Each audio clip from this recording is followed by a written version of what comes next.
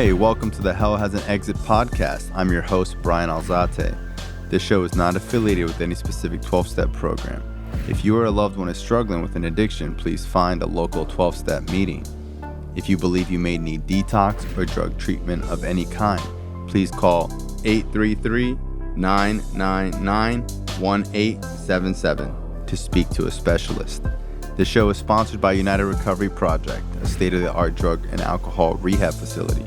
You can visit our website at unitedrecoveryproject.com. Hey, welcome to Hell Has an Exit. I'm your host, Bryan Alzate. Today I have one of my besties, known her since 6th grade, right? Mm-hmm.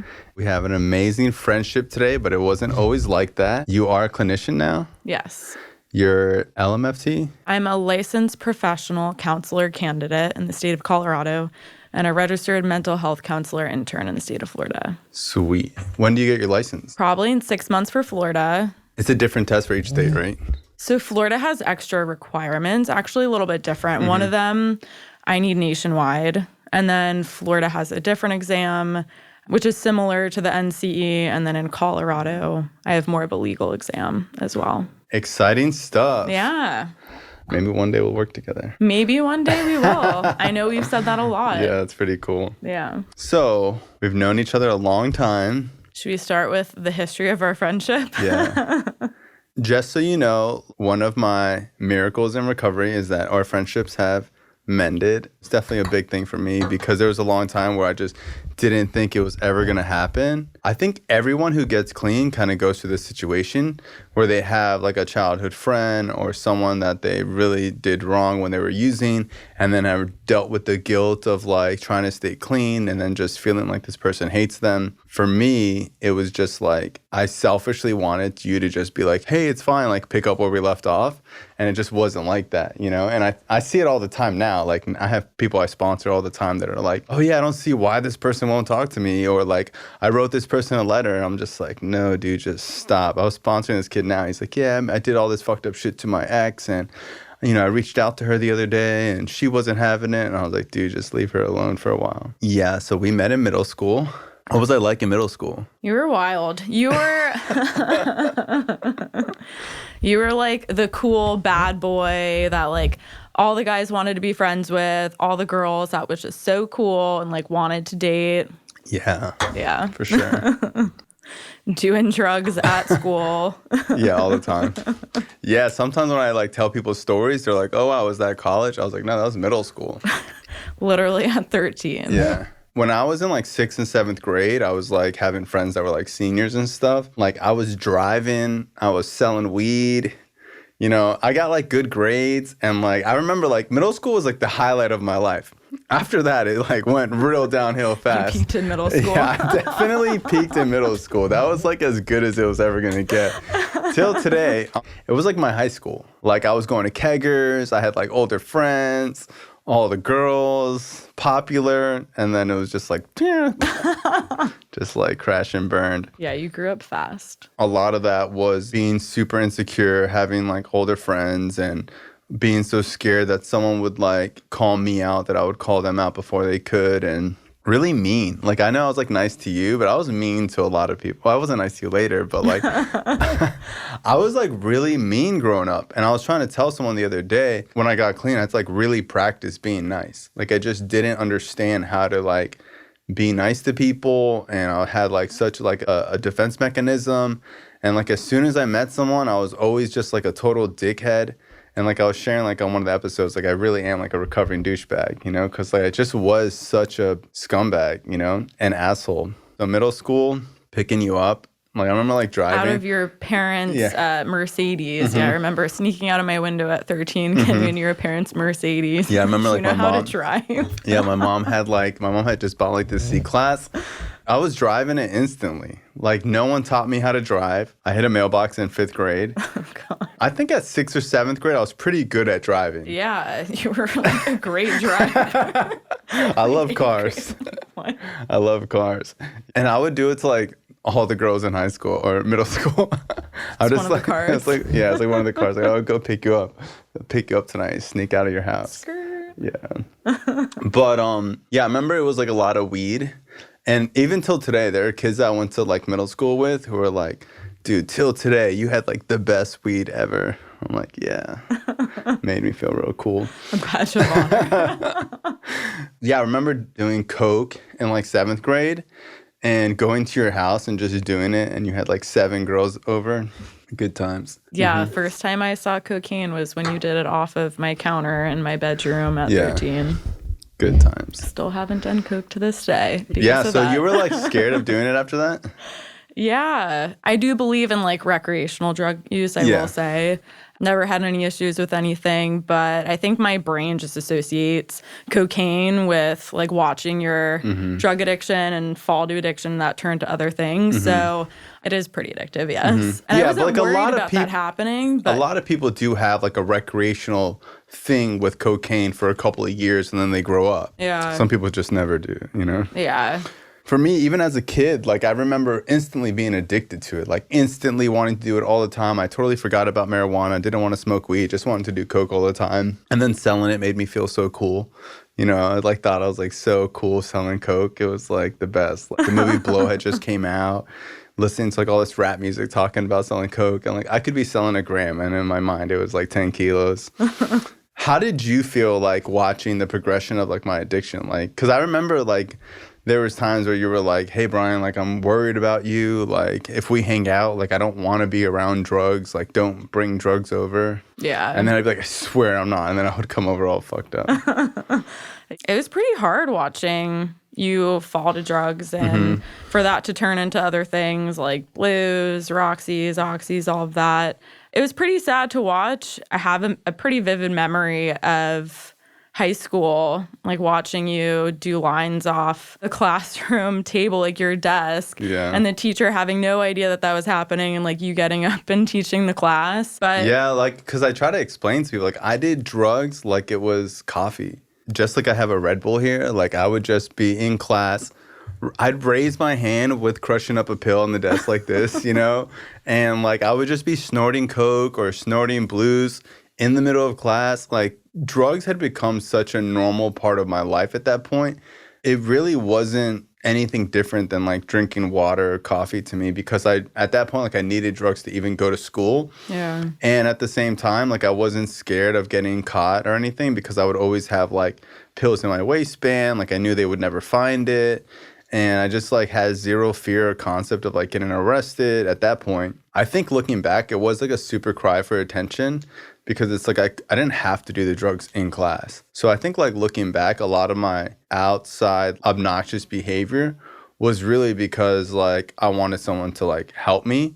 But I also, if you tried, I'd be like, nah, fuck you. I don't need help, you know? But like deep down inside, I see that today with clients. Like I'll see a kid who like doesn't care about the rules, doesn't want to be there. And I know that a part of him like just wants like extra attention. Yeah. I'm recalling our friendship and I remember there was a time where we were super close and then we kind of like took a break. I think it was in high school. It was right before military school. Do you remember that? No. Well, I think it was even before that. I remember like we were just freshmen and you had all these like senior friends and I was like brand new freshman. And I remember like walking by you and not acknowledging you and you got so mad at me. But it was just insecurity. I was like scared because all these people were a lot older. I didn't say hi to you. You didn't say hi to me. I didn't say hi to you. Oh, you didn't say hi to me. And you got really mad at me. So gotcha. You didn't speak to me for like several days. Maybe it was like a week. But during that time, I remember feeling a little bit more peace because I remember like when we were really close, worrying about you a lot and the drug use. So I felt like having that break was like, okay, I think that this is like better for my nervous system. And then I think after that, I told you I didn't want to be friends. And then we took like a couple-year break from our friendship. I remember there was multiple times where you told me like, look, I want to hang out with you, but I don't want you to be high. And then I would keep showing up like with drugs or like doing drug deals on the phone or whatever. I remember when I started smoking crack, there was like rumors that I was smoking crack and you called me and you were like, are you smoking crack now? And I remember being like, what? Like, you don't even know what like crack is. Like, Yeah, I am. But like at the same time, I was like, it's really not gaslighting. that. Yeah, it's like, it's really not that different from Coke. Like, chill out. Like, people are so crazy. You smoke crack one time and you're automatically a crackhead. Like, just doing that whole thing. And you were just like floored. Like, what? Like, I think you expected me to be like, no way. And when I was kind of like, yeah, but it's not that big of a deal, you were like, I just can't believe this. When I would do like opiates, I would get like really like bipolar, where I would get like super angry and like super depressed and so emotional. It's like really embarrassing to like think about it now. I remember I went to military school and we weren't friends, right? We had like stopped talking. And then I think when I got kicked out of school and my parents sent me to military school and like all this stuff happened, you reached out to me and I was kind of like, oh, now you want to reach out to me?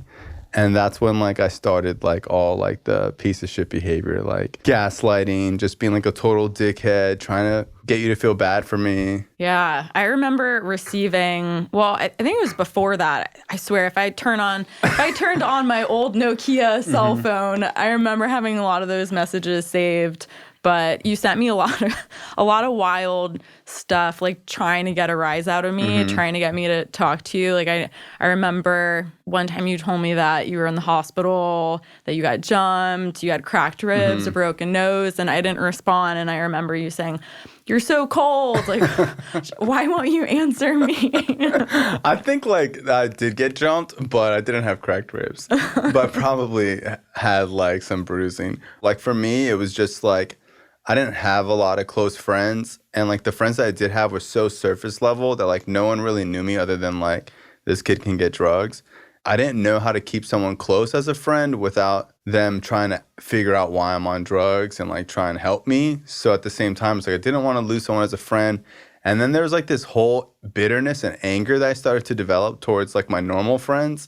And like especially towards you. Like I remember like life was just going on for everyone else and it just was stuck for me. So it's like everyone else was like going to parties and like thinking about the future.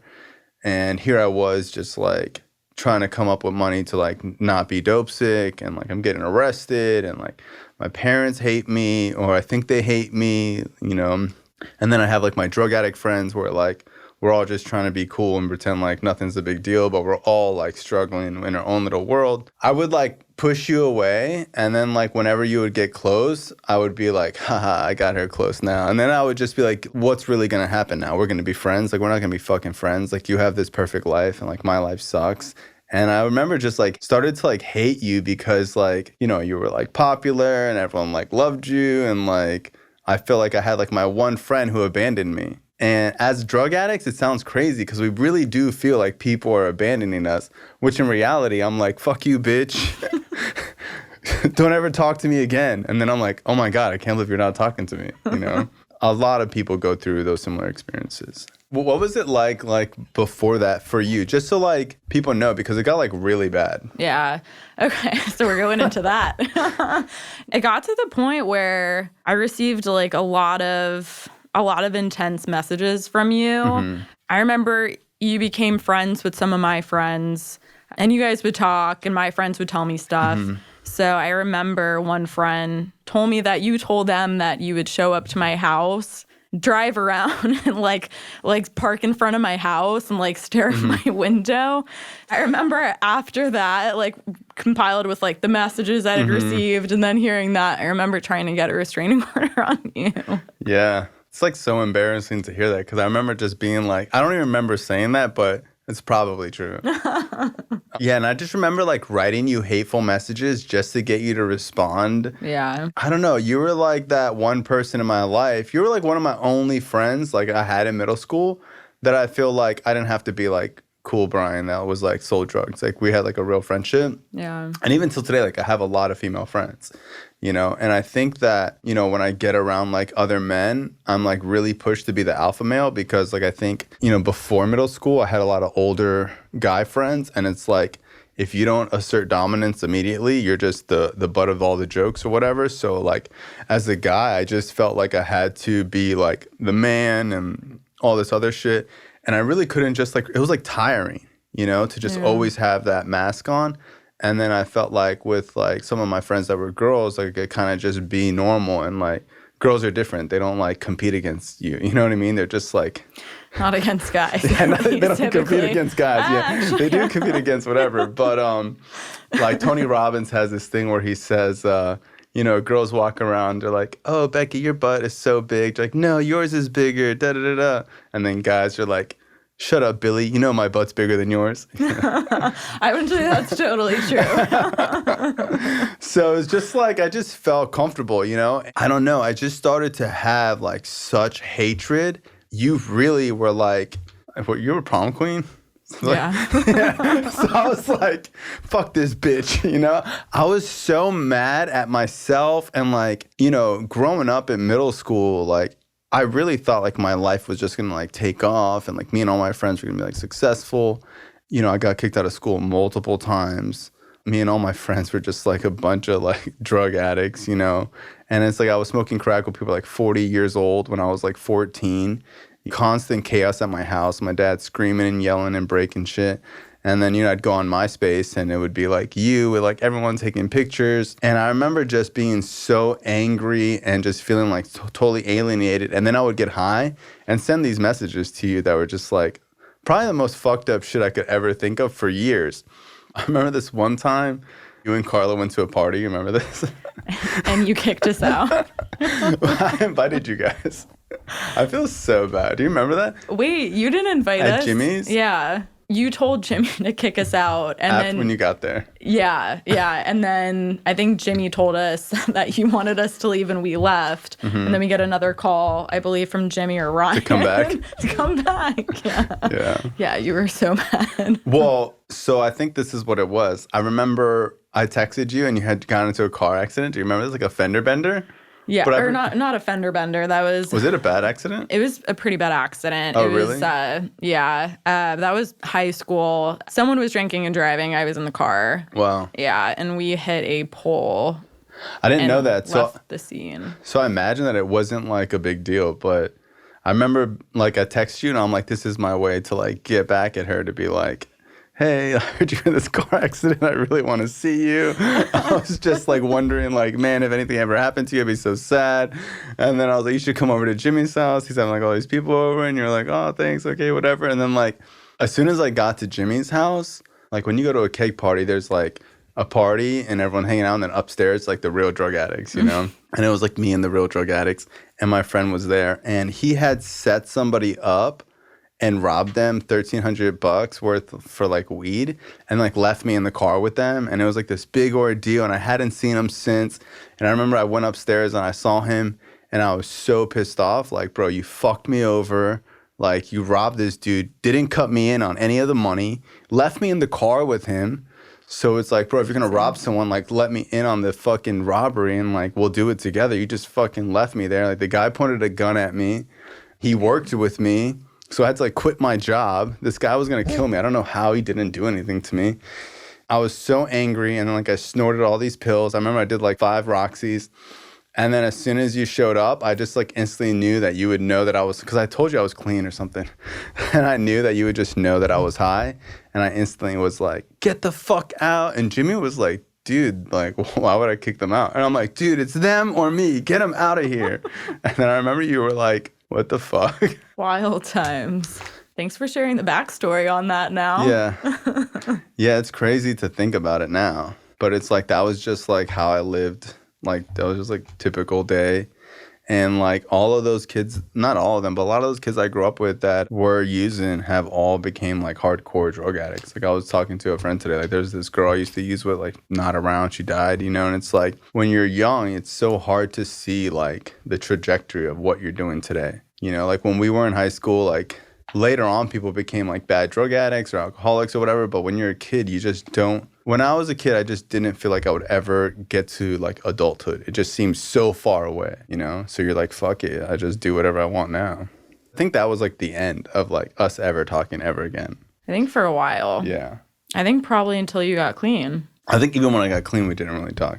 That took time. Yeah. Yeah. So a lot of things that were difficult for me getting clean was like dealing with people still labeling me as like a drug addict, even though I was clean. Yeah. So it's like, I remember like trying to go back to high school And it's like, you know, when I was in ninth grade, like my friends were like seniors and stuff. So it's like, it was so difficult for me because it's like, I didn't know anybody that was in high school that I was like friends with. Yeah. You know, like my friends were like, had already graduated or whatever. I really didn't hang out with anyone in school. Like there wasn't one person in school that I was like kicked it with, you know what I mean? What was it like for you, like when I started to like get really bad? It was really hard to watch. I didn't know, honestly, like if you were going to make it, like where your life was going to go from there. Yeah. But at the same time, I felt like there was not really anything that I could do. Mm-hmm. Yeah. It was definitely hard to watch, but I still think that episode in class, what was it, science or Spanish? I think it was science. When I was using or clean? No, when you were using, I think that was probably like the worst visual that I had. The tipping point? Yeah, was like you doing lines in class and like getting up and teaching the class and all of that. But no, it was hard to watch. I think people that didn't know me were like, this kid's just crazy. But like if you knew me before, you were like, no, he wasn't always like that, you know? Yeah. Like he definitely like lost it. Yeah, like Anthony Moon still cuts my hair, and he was yeah, I love him so much. He's the man. Yeah, he'll tell me stories. He's like, bro, in high school you were just like totally gone. Yeah. I remember you like throwing up in the trash cans sometimes too, just like too sick. Yeah. When you just doing too much. When you do opiates, you get really nauseous. Yeah. So like throwing up to me was also like sneezing. It was just like you throw up 3-4 times a day, you know? So there was like, it's really crazy to think about now because it was like not weird for me to like run out of class, puke into the trash in the hallway, and then just go back to class. Yeah. I don't know. I also remember just like kind of being like angry that the teachers wouldn't do anything. Mm-hmm. I mean, what would they do? What could they do? I don't know. But I just remember just also just being mad that no one really stepped in. I was like, okay, he's clearly on something. Like, why is this just happening all the time and no one's doing anything about it? Yeah, I remember snorting pills in class and this girl, I guess she didn't know what time it was. And she was just like, what? And I was just looking at her like, mind your business, bitch, you know? And she like got up and like ran to like the principal's office and was like, there's a kid snorting drugs in my class. And they came in and I remember like it was Dennis and them and they like searched me and they didn't find anything. And they were like, I'm sorry, there's nothing we can do. And I just looked at her like the most evil face. When I did get clean, I remember I texted 2 people that I was going to treatment. One of them was you. No response. Yeah, so then I remember like years of like messaging you with like no response. Probably like 2 years. Yeah. You know? I think like the worst part about being a drug addict is just being like so alone. But at the same time, like I wasn't a victim. You know what I mean? Like I knew I had created all this and I knew that even if like someone did talk to me, I was like, I'm not getting clean, you know? Yeah. I remember the last time you texted me before I got clean, I like sent you something crazy and you just wrote back, you're pathetic. And I remember just being like, wow. And then you were right. I was just like, yeah. And a part of me was like, why do I do this? You know, like I didn't want to do this. I didn't want to send like crazy text messages. I just was like high and fucked up. A lot of times when I share my story, people are like, oh, that's so sad. I'm like, well, at the time, it wouldn't have felt that way. You know, like I don't think anyone in school, maybe other than Paolo, was like, oh, that's like really sad. People were like, yeah, that kid's like fucked up. Yeah. You know? And then I got clean. And then you got clean. Yeah, so getting clean was so difficult because like it was like I'm back in high school. Like I hated school so much. I just had it in my mind that everyone had normal lives. But like people have reached out and been like, dude, my whole family was fucked up. Like people cut themselves. People had like severe depression. You know, people like had killed themselves. And there were so many people in high school that were dealing with so many issues. You just never heard about it. Yeah. You just never really knew. Yeah. You know?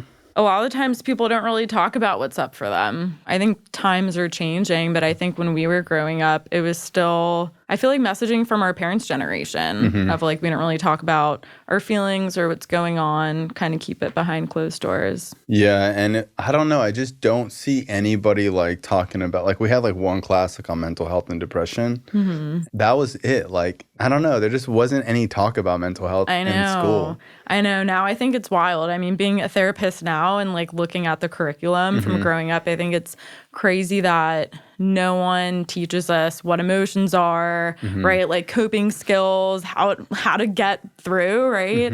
And that's something that we kind of like what a healthy relationship looks like. Right. What are signs of like an unhealthy relationship? Yeah. You know, how to like, because there are like simple signs that you can see that are like toxic, unhealthy, or whatever. Just like at least the basics or places to go.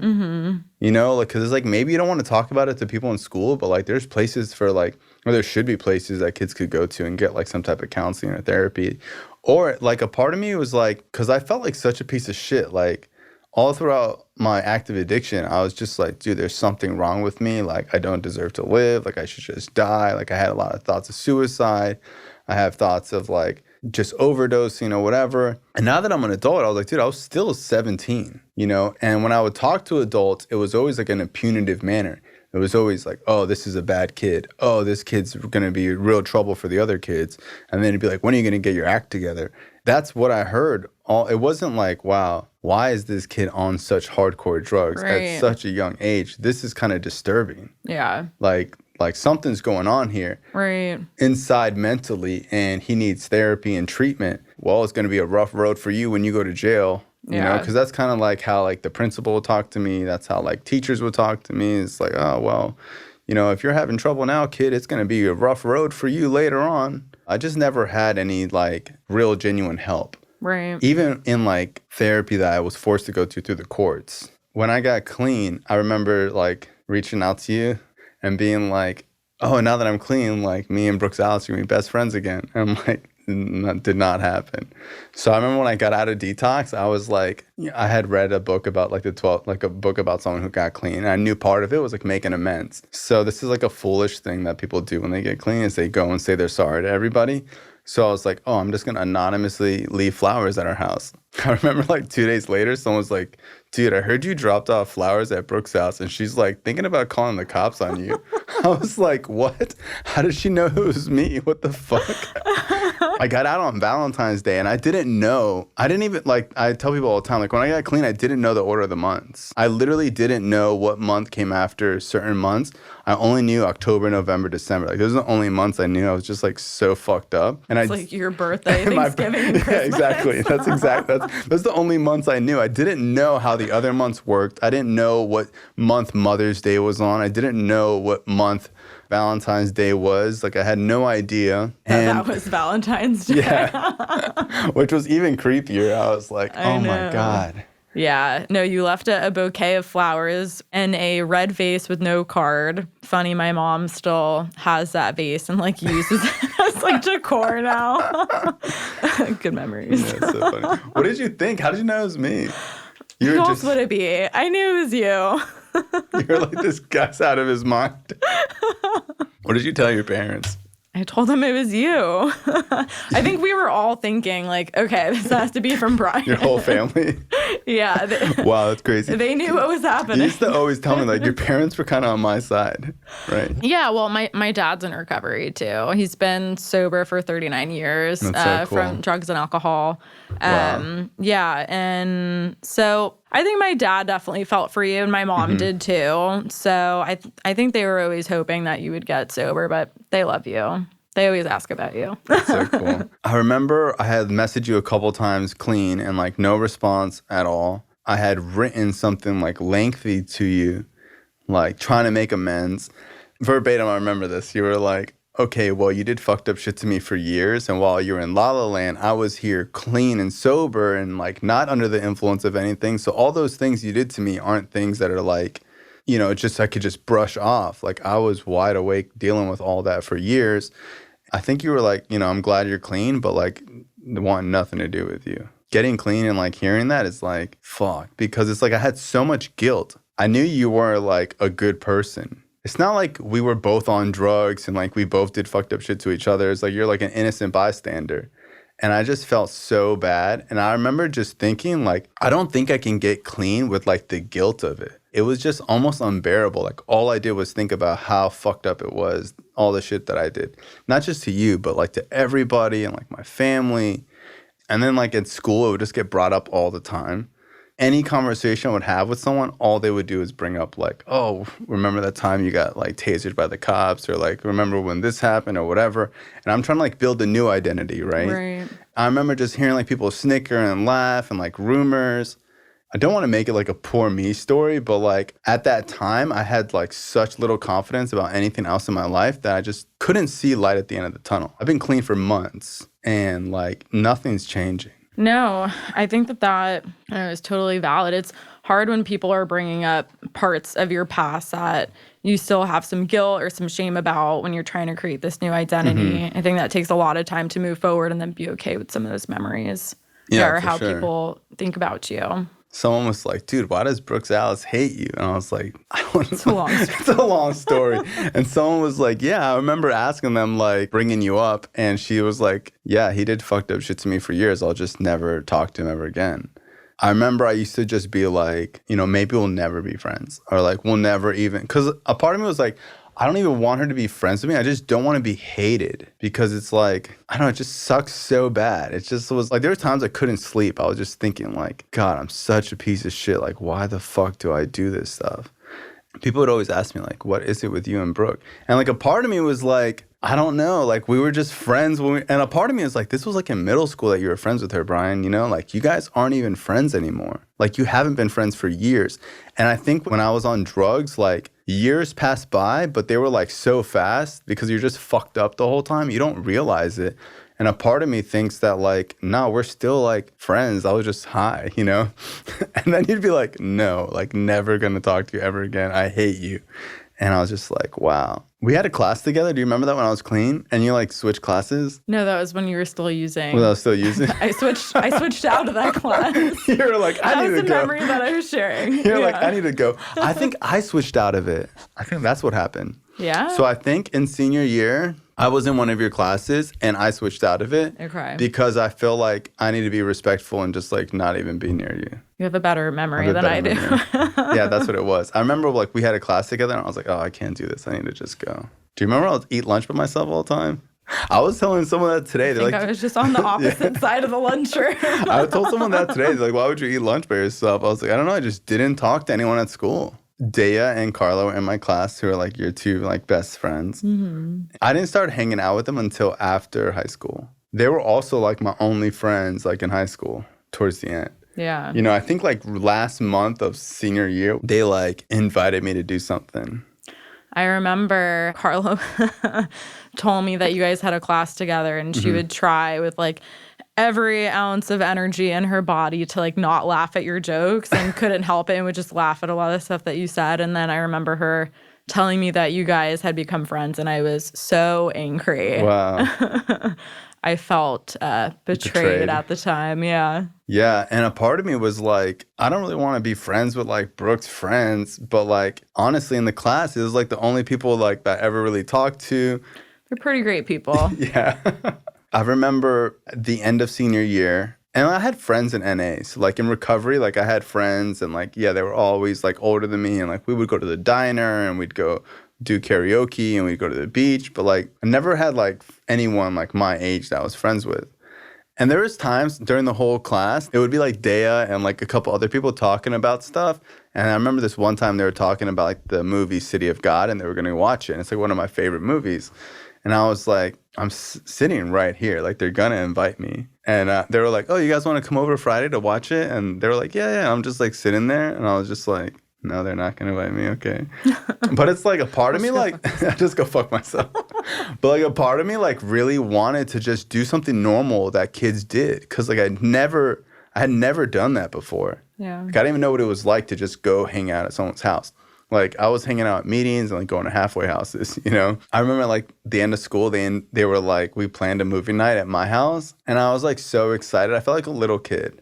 Like, I was probably, like, 18 years old. And, like, for the first time ever, like, I was having people come over that were, like, normal, that weren't drug addicts, that were just, like, kids from high school.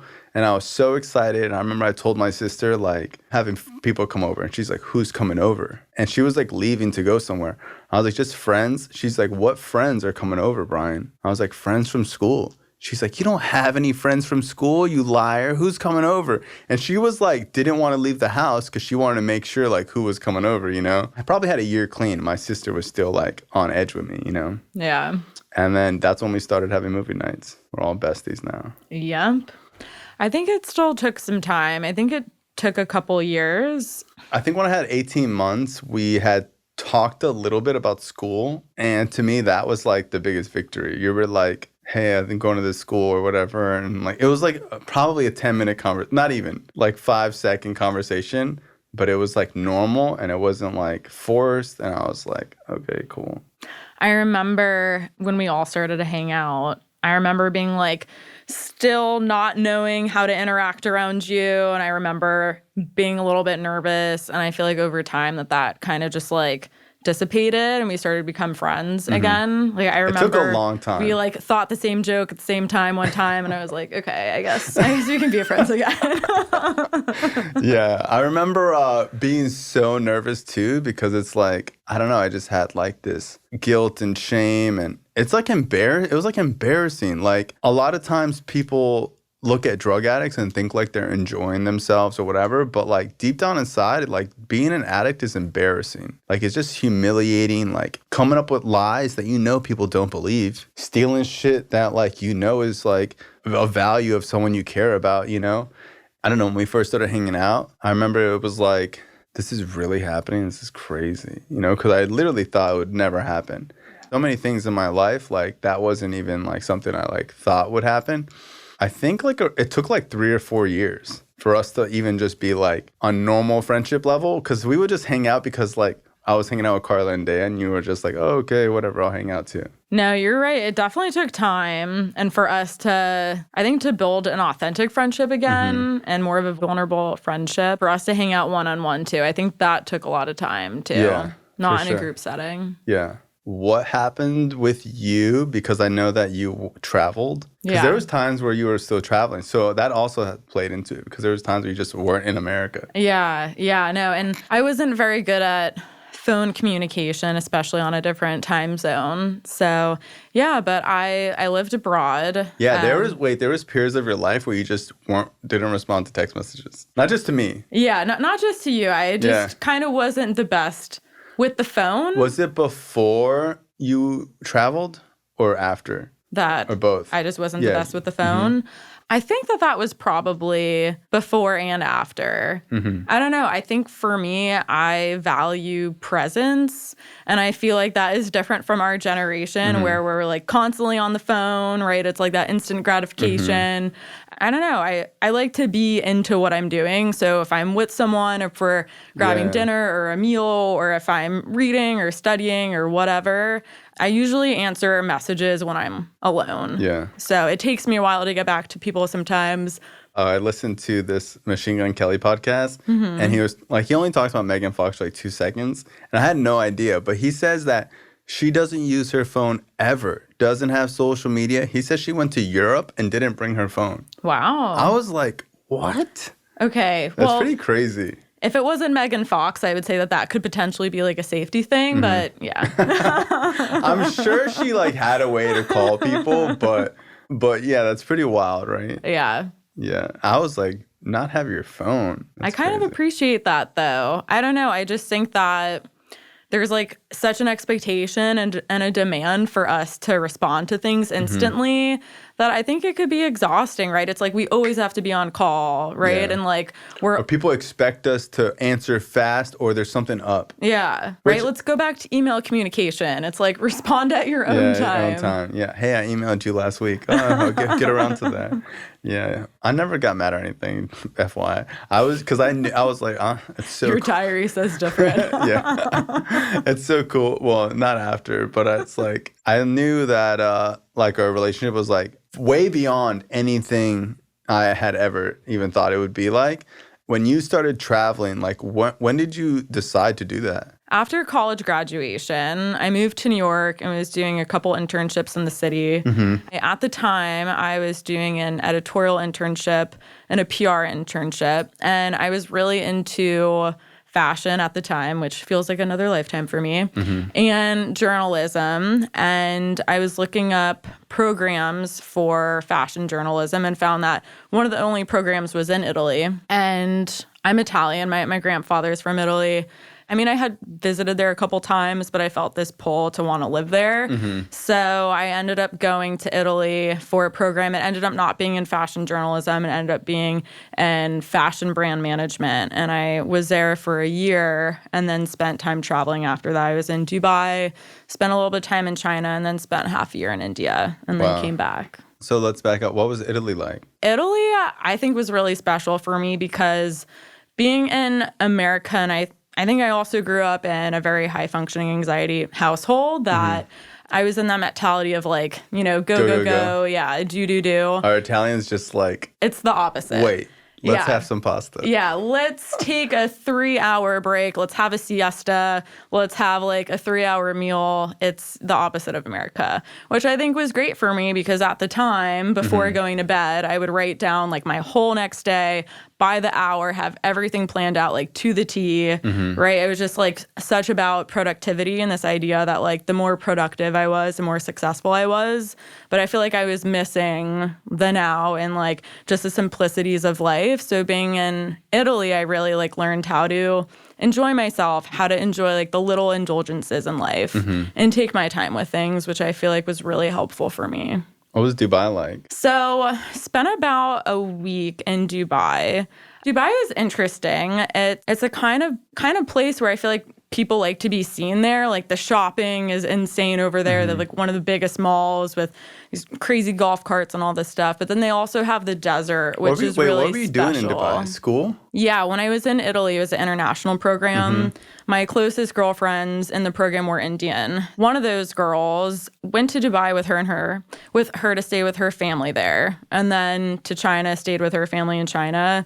And then went to India and then was kind of visiting my friends in India and kind of took off and did my own thing. Gotcha. But yeah, so I was with a friend who had Did you like Dubai? I did like Dubai, but I don't. Because I feel like in Dubai, it's like, it's not really Dubai. It's like what they've built up in the past like 10 years. Yeah. That people go there for.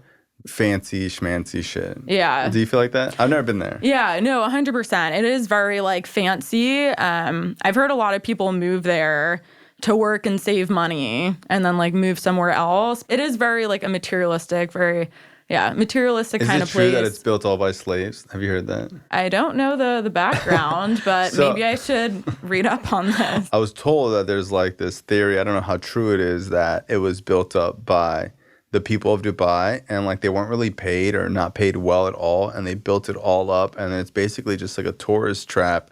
And they don't really put anything back into like the people from Dubai. And the people from Dubai just kind of exploited, kind of like what cruise lines do to like little islands and stuff like that, but on like on a massive scale. I don't know how true that is. India was your favorite? Worth looking into. Yeah, I loved India. India was really life-changing for me.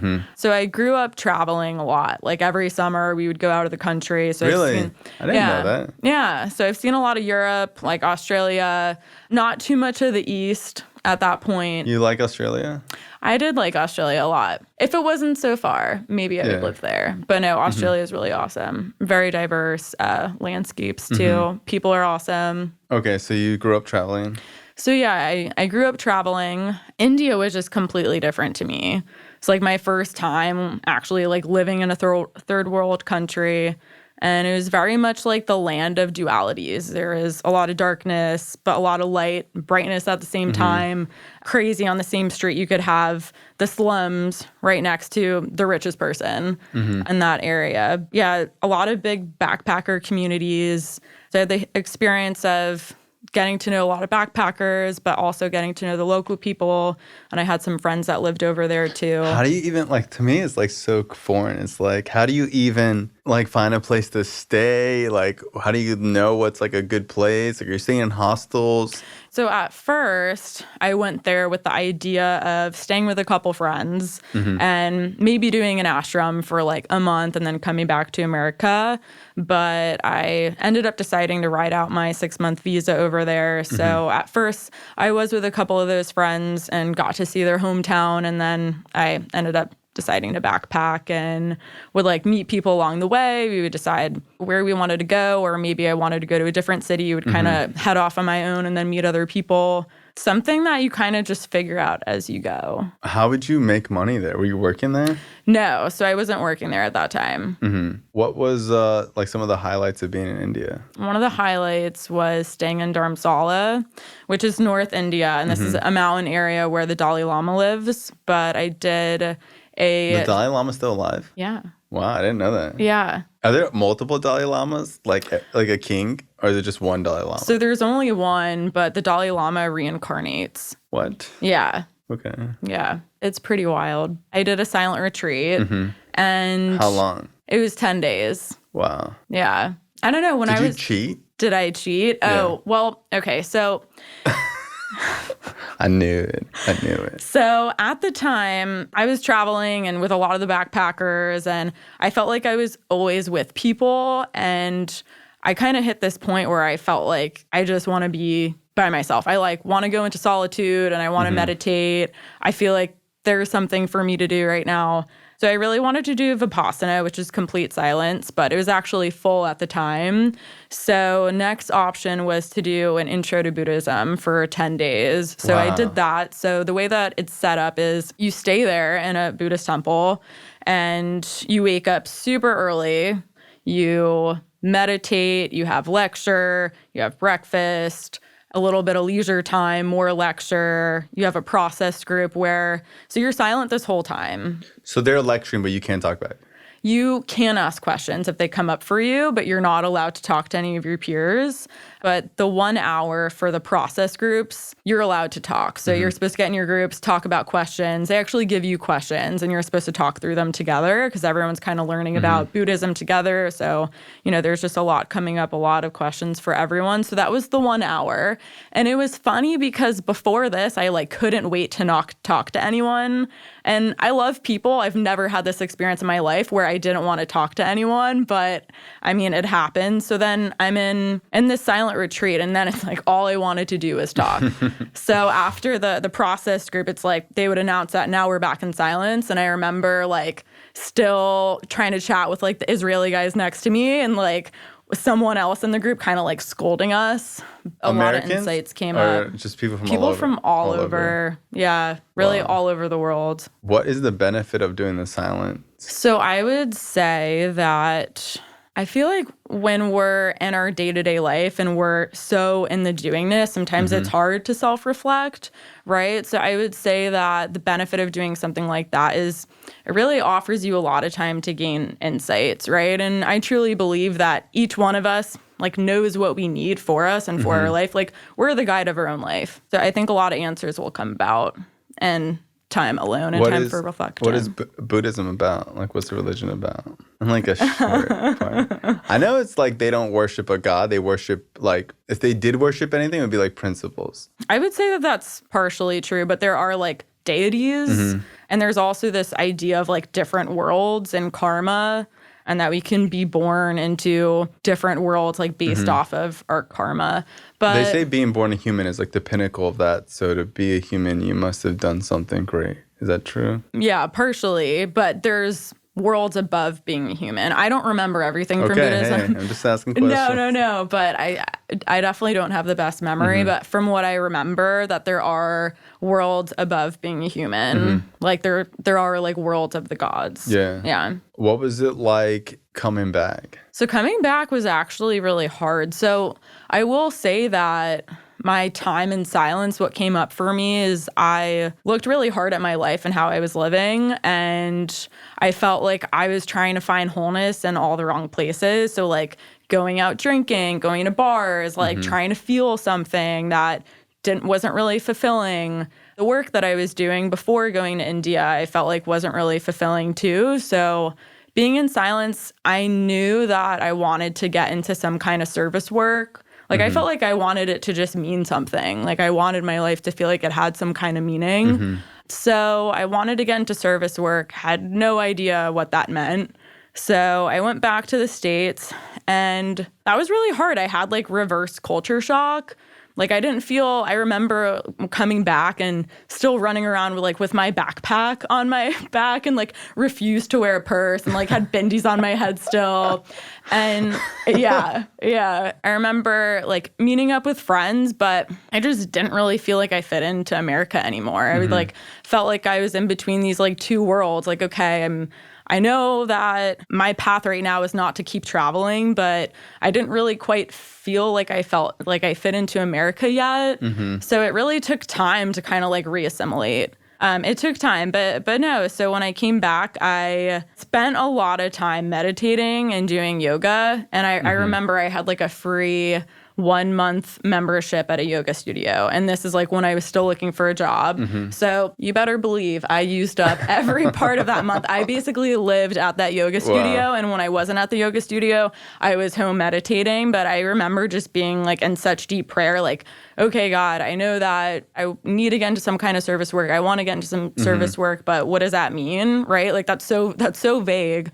So I remember just like trying to put the pieces back together, but started working in PR. I remember that. I forgot. Yeah, I was working for a PR travel company. And at first I enjoyed it, but then I started to have this kind of same feeling that I felt like it just wasn't fulfilling for me. Like I felt like I wanted to be doing something that was people facing. And I remember, at least at my job, it was very like copy paste. It wasn't very creative. I wasn't in front of people. It was just kind of like, why the fuck does this matter? Like, what am I doing? Like, this kind of goes against the values that came up for me. So I remember at the time, one of my friends reached out and asked if I wanted to become a facilitator for this program. It's called Body Image 3D. So it was like basically like a 3-hour-long workshop for college women to promote a healthy mind, body, and spirit. So it's basically like a big group counseling session. So I got involved in that. And my first time doing that, I was like, wow, this feels natural to me. This feels like it.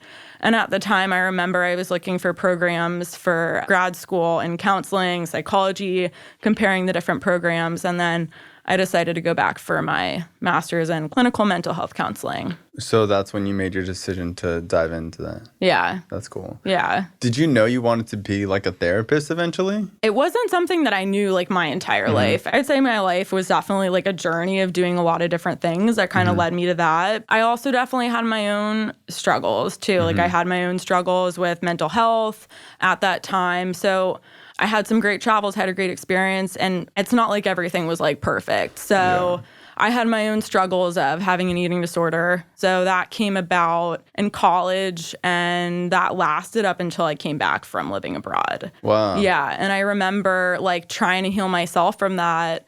When I got back from abroad, like I thought everything was good and was like, okay, have a handle on this.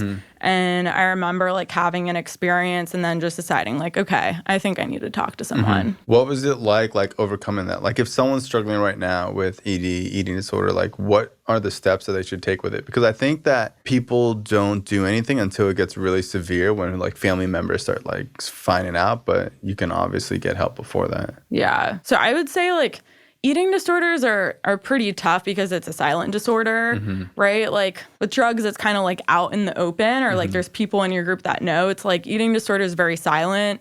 There's a lot of shame that comes with it. No one probably knows, but I would say first step is going to talk to a therapist probably, right? Like I remember for me, I had so much fear about telling anybody. Like I felt like I don't remember any of my friends like opening up to me about that. It wasn't something I really heard much about. So I kind of felt like no one else was going through this and it was only happening to me at the time. Yeah, and it's so prevalent. I didn't know how prevalent it was until I started working in treatment because I would probably say like 60, 80% of women that have substance abuse issues are also battling with eating disorder, or when they get clean, that's when they start dealing with it because they do gain a lot of weight after they put drugs down. They start eating a whole bunch. You know, your body retains a lot of water from detoxing.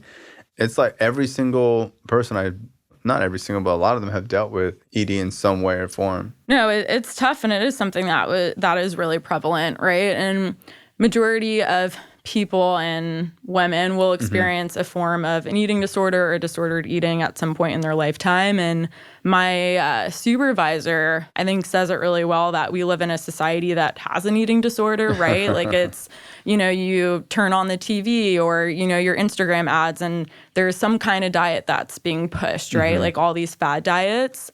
Like ask me what a healthy relationship with food looks like. I feel like that's hard to even answer, right? Like I think it's because it's one of the few things in life that we feel like we can control too. So, right? Like, so maybe if we're under a lot of pressure, maybe we end up don't eating, or maybe we decide to like eat out of comfort, right? Yeah, so it's like the whole cycle of like I always joke about having an eating disorder.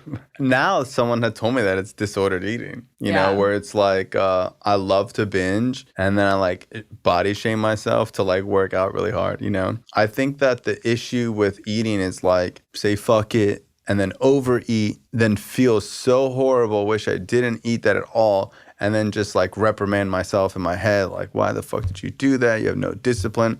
And it's like it could be so extreme that like I could be feeling so good, like fit and going to the gym, and then I'm like, I'll just have one Oreo, and then I have like that one cookie, and then my brain is like, see, you can't do anything, and then it's just like, well, since you already had one cookie, you might as well just eat the rest of the cookies. And like it goes into like, you can't be your word, you said you weren't going to eat bad, and here you are eating bad. And then it goes to like, you're a piece of shit, know? Yeah, and I think everyone go down the rabbit hole it goes fast. down really fast. It's like, oh, you fucked up on your diet to like no one will ever love you again. Look at you.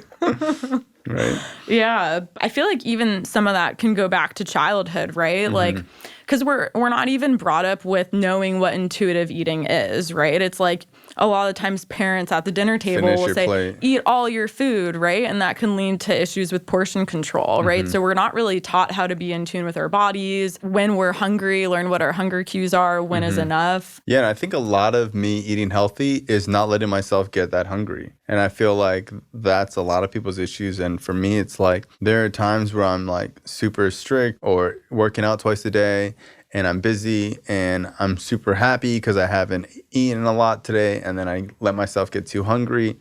And then I'm at a dinner table with all these people and I'm starving. And then I'm just like, I'll just eat everything. And it's like, it takes a lot of discipline to make sure you don't get to that point. Used to getting to that point. Because I have friends trying to lose weight all the time. And I need to tell them, like, dude, you're not eating enough. Yeah. What you're doing is you're not eating for like 6-7 hours, like binging, and then like not eating for another 3 or 4 hours and then binging again. And it's like, you're not going to raise your metabolism like that. Like you have to constantly be eating enough portions and you don't ever want to feel starving, Right. Yeah. No, you got to keep your blood sugar steady. How has it been being a clinician? Honestly, the greatest gift. I feel really lucky and blessed to have come to this work. It's something that I really love. I feel fulfilled from. I couldn't imagine doing anything else. I feel like the challenge for me has been to not overload myself. I feel like for me, it's been like my personal boundaries with knowing how many clients I could see back to back before I need a break. Like what's my sweet spot with a caseload.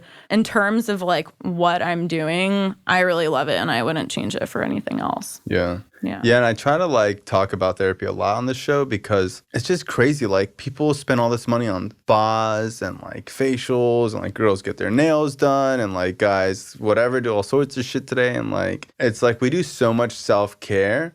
But when it comes to therapy, people think that you have to be like going through a divorce to get therapy or like have a drug problem to get therapy. Everybody can benefit off therapy. And I think people go to like one therapist and don't like it and then just don't ever figure out another one. Yeah. But I would say that you have to go to like 3, 4, maybe even 5 therapists to find one that really works for you. And also with therapy, it's just like anything else. Like if you go to a $20 massage place, it's not going to be the same thing as going to like a $100 one. Yeah. You might not have to go to like a $500 an hour therapist, but you definitely get what you pay for with therapy. And you have to find like what works for you, but it is like a night and day difference. Like I was telling someone today, like going to therapy gives you so much clarity. It's given me so much clarity where I'll be indecisive about something that I'm doing in my life or like my business or something like that. And I'll go to therapy and like my therapist can just like make it so crystal clear for me where as soon as I walk out of there, I know exactly what I'm doing. I know exactly what I'm going to say to somebody. and I can live my life feeling like just like you feel like 20 pounds lighter. You know, Yeah. you just feel like, wow, I've been looking at it all wrong, or I really thought I was responsible for that and I'm really not. And it just feels like I have a cleaning lady. And when I walk into my house after she's cleaned the whole house, it just feels so good knowing like the house is clean. Yeah. And that's how I feel when I go to therapy. And it's like the best thing that I've ever done for self-care. I just want other people to go. It's like crazy. It blows my mind that people don't go. Yeah, I know. I'm really glad that things are changing, though. I think like we still have a long way to go, but I think that the stigma is definitely lessening. And with social media, the power of it is a lot of people are sharing therapy-related content. People think it's like cool to go to therapy now and to work on themselves, right? So I'm super grateful about that. But yeah, therapy definitely changed my own life in so many ways too. And I know I can definitely get caught in my emotional brain. So my current therapist, I feel like she just is very rational. So I could just come in just with a lot of stuff. And she's just very like, you know, just very rational, kind of to the point, no bullshit. And I really respect that about her. And I also have to say, as someone who has like a tendency to people please, she does not people please, has such firm boundaries, like is so authentic, so herself, gives 0 fucks. And I just love that about her so much. Yeah. Yeah, I love my therapist. Like, my therapist has said some things to me that have been like, yeah, he's just like so on point. Like there's been so many times where he's like, well, is it really anyone's fucking business? Like, he's just, like, so on point. Like, you know, Bryan, I really think that if that's the worst thing you're doing, like, you know, I think it's okay. And, like, sometimes we're just so hard on ourselves that when you get, like, an unbiased opinion from someone who's not, like, a friend, it just reaffirms what you already know. There's been times where I've gone to therapy and felt like I have, like, nothing going on and whatever. And then, like, I'll leave therapy and I'm like, wow, I need to change X, Y, and Z, like, immediately. Yeah. I don't know. It's great. One last question. What do you see yourself doing in the future? So right now I'm working at a group practice and I just registered my business. I registered my LLC. It's called A New Story Counseling LLC. Wow. Yeah. So I will be working right now with clients in Colorado, but once I'm licensed in probably 6 months, I'll be working with clients in Florida too. So my vision... Well, can you do therapy via Zoom with people all over the country or only people in Colorado? So only in the state that you're licensed in or working towards licensure. I am working towards licensure, but since I'm not licensed right now in Florida, I can't work with clients in Florida yet. But I am having supervision in Florida. So like my Colorado clients, I'm using those cases to work towards my licensure. I feel like that's going to change with the way like the world is changing because it's like if you're a doctor in Florida, people are doing so much telehealth that it's like at what point are they just going to have like a state or a nationwide thing where it's like you can treat someone in another state because it's like people are diagnosing people via Zoom right now. It like blows my mind because I'm not like a fan of Zoom and telehealth because I guess I'm just like old fashioned in that sense. I just think it's crazy.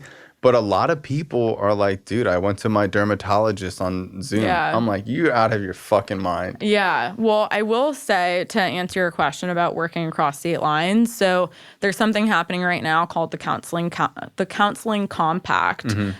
So this is a bill that different states can sign and be part of to allow clinicians to work from state to state. So Florida is actually on the Counseling Compact. I think there's maybe like 8 states on that, still waiting for Colorado to join. But I think it's great because it opens up more access to mental health. For sure. Yeah, yeah. But I thought the same thing as you. I thought that, I remember, so when I was doing my internship is when COVID happened. So everything became remote. I had my worries about it being as effective too, but I liked it. A lot of clients liked it too. I work with my therapist over Zoom. I'll have clients who come in primarily wanting in person, and then we'll do a Zoom session maybe because they're sick, I'm sick, maybe. And then they stick to Zoom. And then they love it. And then they realize, oh, okay, well, I just saved gas money. Gas prices are crazy. It's simple, convenient. Right? Yeah. I saved an hour out of my day driving back and forth. So, hey, I'm here for it. Yeah, some people like it. And I know I need to like get with the times. I feel like I'm getting old. It's just... But we're all different. Yeah, we're all different. Hey, I appreciate you coming on the show. Thank you so much for having me. Love you very much. When do you go back to Colorado? Tomorrow, actually. Wow. I know. I feel like it wasn't long enough. I could have used another week. It actually snowed when I was heading to Florida. Damn. So hopefully it's warm now. All right. Hey, thank you so much. Thank you. Bye.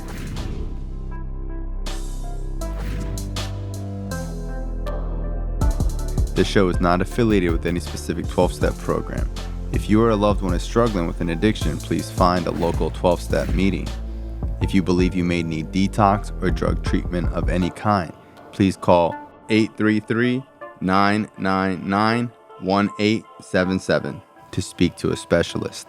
This show is sponsored by United Recovery Project, a state-of-the-art drug and alcohol rehab facility. You can visit our website at unitedrecoveryproject.com.